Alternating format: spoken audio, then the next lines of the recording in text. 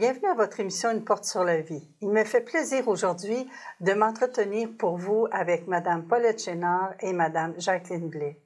À travers cette émission, nous allons apprendre à les connaître dans leur cheminement de foi et saisir la spiritualité qui les habite et les anime.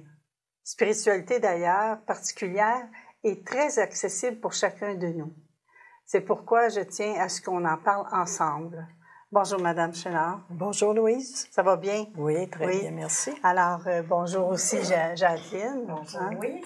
Alors, on va prendre un petit temps ensemble pour expliquer un peu quelle est cette belle spiritualité. Alors, on a la chance, puis c'est un cadeau qu'on se fait aussi, de pouvoir connaître l'Institut séculier, les Oblates missionnaires de Marie Immaculée, qui a été fondé par le père Louis-Marie Parent, un oblat. Pouvez-vous nous parler un petit peu de son histoire et de ses caractéristiques, puisque la spiritualité a jailli de lui? Oui. Le père Parent a été missionnaire colonisateur dans l'Ouest canadien et il a été interpellé par Monseigneur Routier, lui demandant d'essayer de voir s'il ne pourrait pas faire en sorte qu'il y ait des laïcs qui vivraient la consécration en plein monde et qui garderaient leur statut de laïc et pourraient œuvrer selon leur profession. Alors, de retour au Québec, le père Parent a réuni quelques jeunes filles et leur proposant un défi d'accepter de vivre une consécration au cœur du monde. Alors, c'est comme ça que l'Institut a commencé. Et en 1952, l'Institut a été accepté comme une association. Et c'est en 1962 qu'il a été accepté au niveau diocésain comme Institut séculier. Et en 1984, l'Institut a été accepté à Rome comme Institut séculier pontifical. Ça, c'était un moyen cadeau, hein? Oui, ça a pris du temps, là, de 52 à 84, parce qu'il y a toujours des études qui sont faites pour voir si c'est sérieux, puis si ça répond à une demande dans l'Église. Oui, puis exactement, parce qu'on parlait d'un institut là, séculier. Il a fondé seulement pour les femmes ou... Non, en 58, il a fondé aussi pour les hommes, qui s'appelle l'Institut séculier Les Voluntas Dei. D'accord. Puis, c'est quoi la couleur de votre spiritualité? Bien, je dirais que la spiritualité garde toujours une jeunesse là, de vie, parce que ça se vit au quotidien, puis c'est au niveau du message de Jésus, le message évangélique de Jésus. Alors, on retrouve dans la spiritualité qu'on appelle le 5-5-5. Alors, il y a 5 temps de prière, 5 attitudes apostoliques et 5 contacts chrétiens qu'on vit dans la journée. Les 5 temps de prière, c'est méditation oraison, lecture spirituelle, l'Eucharistie, le chapelet et la revue du jour, pour vérifier à la fin de la journée comment on a vécu nos attitudes de vie. Et il y a 5 contacts chrétiens que l'on fait dans le courant de la journée, soit par un téléphone, un bonjour à quelqu'un, garder une porte ouverte, etc.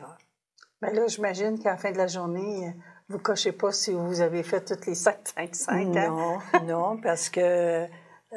ça se fait dans le quotidien. Oui, ça se fait dans le quotidien. Puis dans les attitudes de vie, mais c'est de reconnaître la présence de Dieu dans notre vie.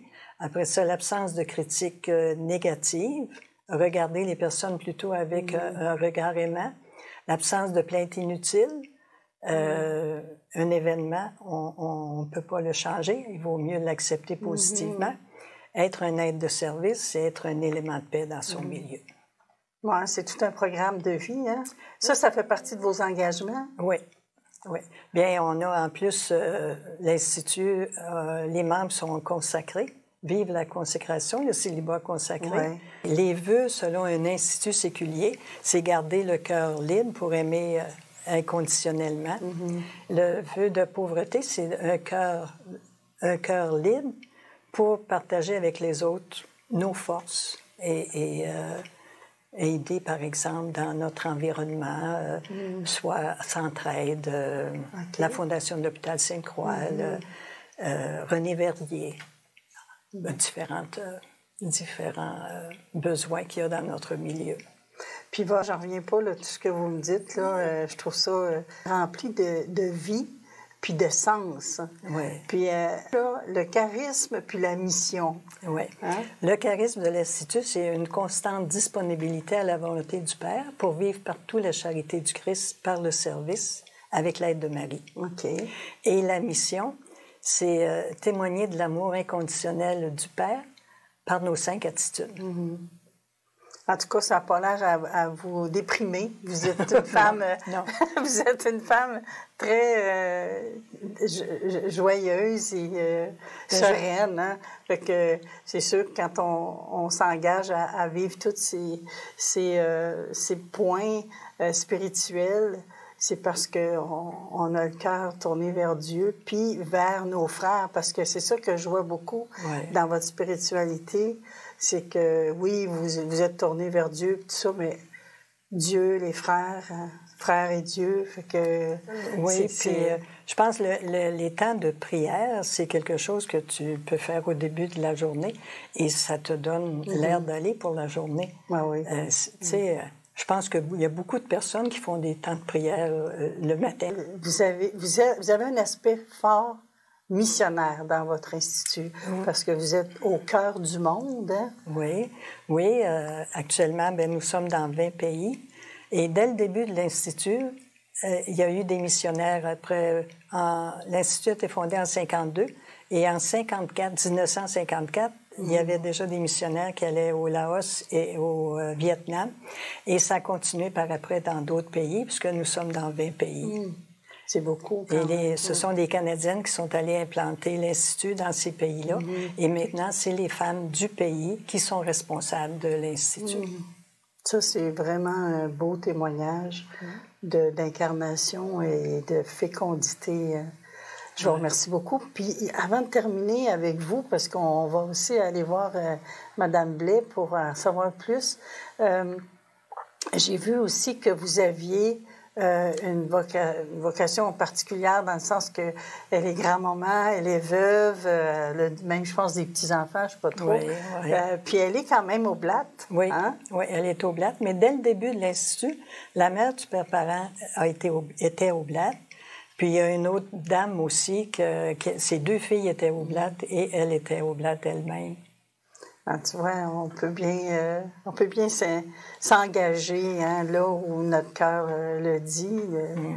Bien, je vous remercie beaucoup. J'aimerais ça aussi aller faire un petit tour en posant des questions à Mme Blais, puisque votre spiritualité, c'est une spiritualité qui est très interpellante, que tout le monde peut vivre, puis elle a une belle fécondité et on pourrait se projeter justement au niveau des membres associés qui s'appellent les volontaires de Dieu.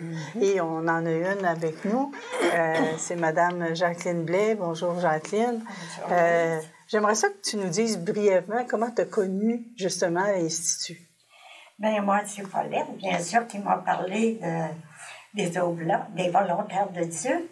Puis ça fait plus de 20 ans de ça que je chemine avec les volontaires de Dieu. Puis ça a changé complètement ma vie. Maintenant, j'ai un sens à ma vie. C'est ce qu'on apprend dans le cheminement avec les volontaires.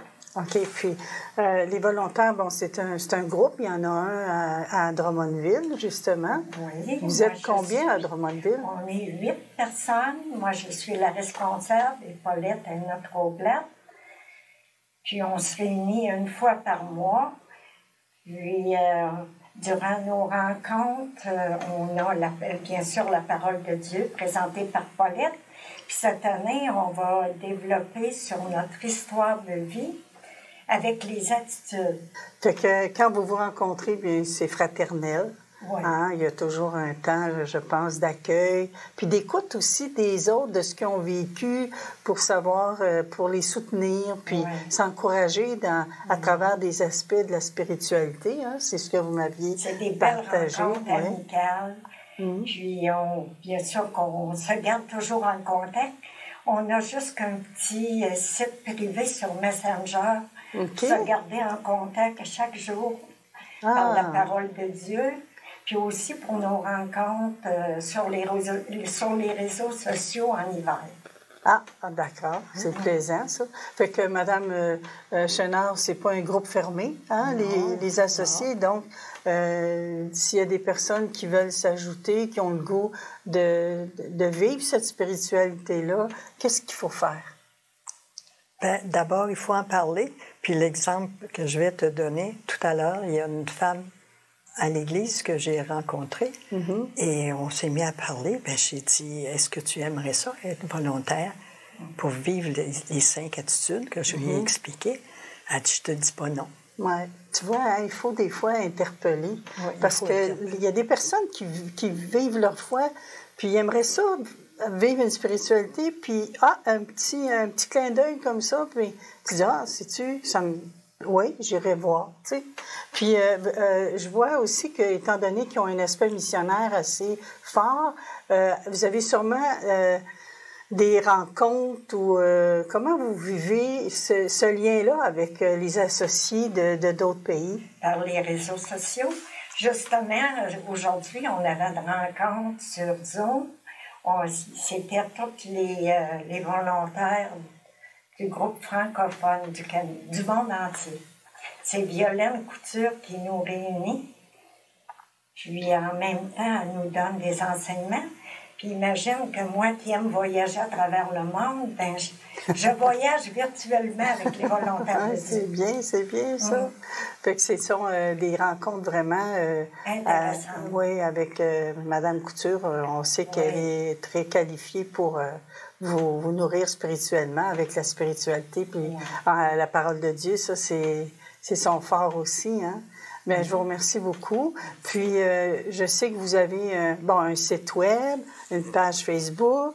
Vous avez une page aussi sur YouTube où on peut retrouver des témoignages ou des choses comme ça. Puis, je vous laisse le dernier mot, Madame Chenard.